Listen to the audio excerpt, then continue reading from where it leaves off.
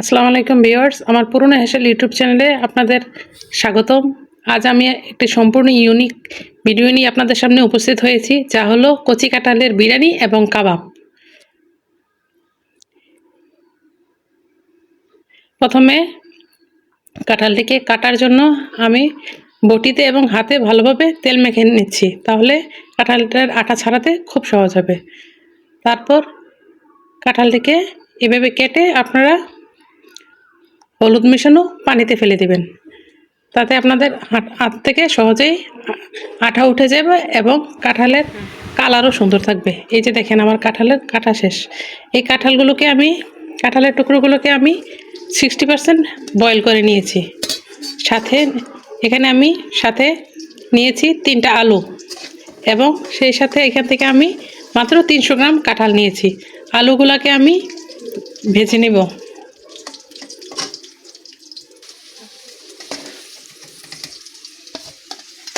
তারপর ওই তেলেই 300 গ্রাম কাঁঠাল সামান্য নুন দিয়ে ভেজে নিব।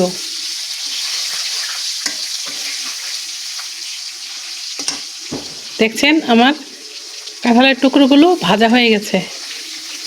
এবার এগুলোকে উঠিয়ে একটা বলে রাখবো।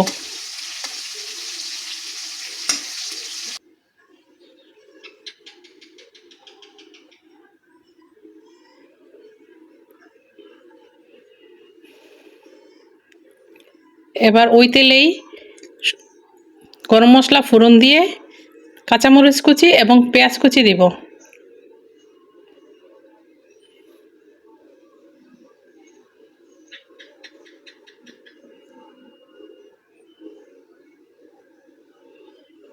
দেখতেই পাচ্ছেন, কাঁচামরিচ কুচি এবং পেঁয়াজ কুচিগুলো আমার হালকা বাদামি হয়ে গেছে। এ পর্যায়ে আমি দিব 1 চামচ রসুন বাটা এবং 1.5 চামচ আদা বাটা।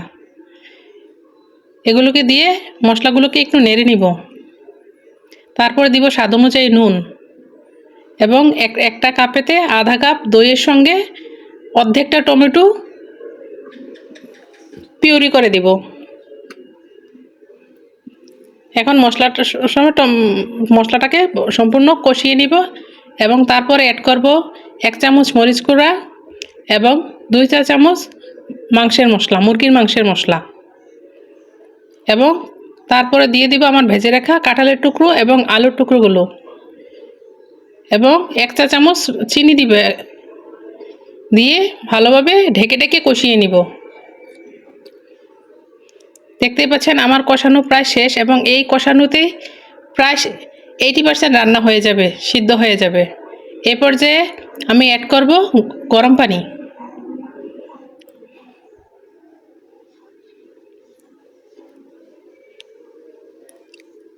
এবার আধা ঘন্টা ভিজিয়ে রেখেছিলাম আমি 300 গ্রাম পোলার চাল, সেই চালটাকে পানি ঝরিয়ে নিয়ে মিশিয়ে দিয়েছি।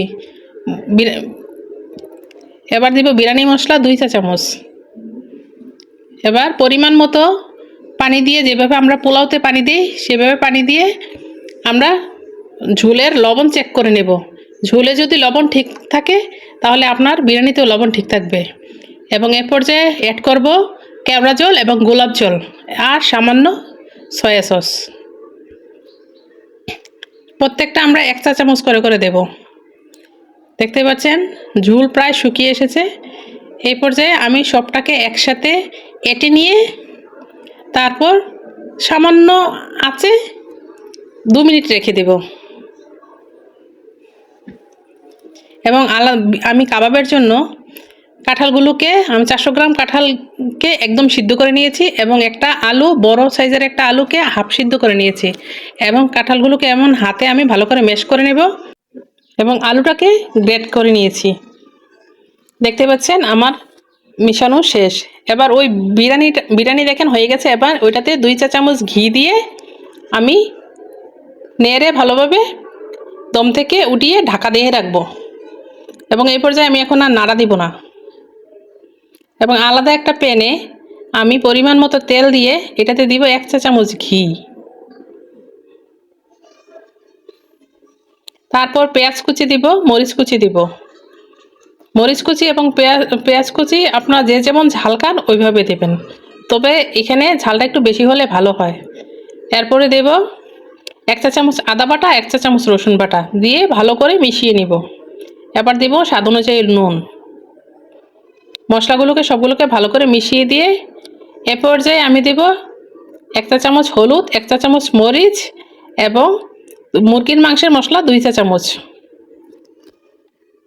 সমস্ত উপকরণগুলোকে আমি ভালো করে মিশিয়ে নিচ্ছি এবং তারপরে দিয়ে দিব আমার ম্যাশ করে রাখা উপকরণগুলো, যা কাঁঠাল এবং আলু। এবার সম্পূর্ণ উপকরণগুলোকে আমি ভালোভাবে মিশিয়ে নিব হালকা হাতে। এবার একটা আলাদা কাপে 3 চা চামচ আমি কর্নফ্লাওয়ার গুলিয়ে রেখেছিলাম, সেই ব্যাটারটাকে আমি মিশিয়ে দিচ্ছি। দেখতেই পাচ্ছেন আমার মিশানোটা হয়ে গেছে এবং এটা অনেকটা আঠালো হয়ে যাবে কর্নফ্লাওয়ারের ফলে।